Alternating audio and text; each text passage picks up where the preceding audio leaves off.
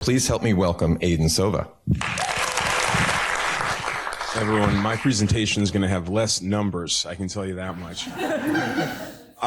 2 years ago, a young black reporter out of Detroit tweeted something to the effect of, "It sucks that all of my friends leave the state of Michigan as soon as they are done with college." I retweeted that, and I DM'd him, and I said, "Oh, it really does suck because that happens to me and almost every single person that I know." In all of this, there was a viral sort of moment, and it went to the governor's desk, and she said, "I'm going to do something about this. I'm going to create something called the Growing Michigan Together Council. We're going to figure out how we can solve this." And in the releasing of the names of the people who are on this council, you will be shocked to hear that each and every person that was in the initial list was actually over the age of 40. There were no young people involved with this council. In all of that, I raise my hand and say, "Aidan Sova's young. You would like to be on this council?"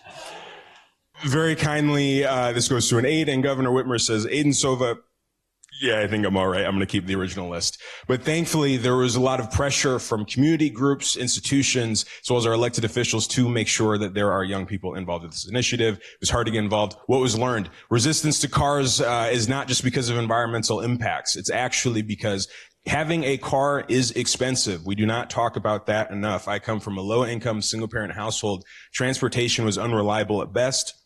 It's not just gas. It's not just the repairs. It's the parking structures. It's the fees associated with it. It's the unfortunate breakdown that always seems to happen. The solutions were digestible for our older, I will say more tenured folks in the board, but the legacy mindsets persisted because they could not stomach the fact that young people actually wanted to live in a dense city. They wanted to go to the barbershop. They wanted to get drinks. They wanted to go to their place of employment. They wanted all of it to happen within walking distance. That was hard to digest philosophically, but also the cost associated with that density. They felt that the state of Michigan was not in a position to invest in these types of ways. Additionally, and this is a stat that is backed by anecdotal experience and data, young people are moving to places first. They are saying that the city of Ann Arbor has cafes, it has nightlife, it has this and that. And so therefore, reasonably, I'm actually going to move here first, and then I'm going to find a job. Because it's going to be hard wherever I live regardless, so I might as well enjoy where I live and figure out all that job stuff first. We need to invest in placemaking as a result of that. Additionally, what we found here, and this is really what I want to leave us on, is that this quote here, young people want public transit.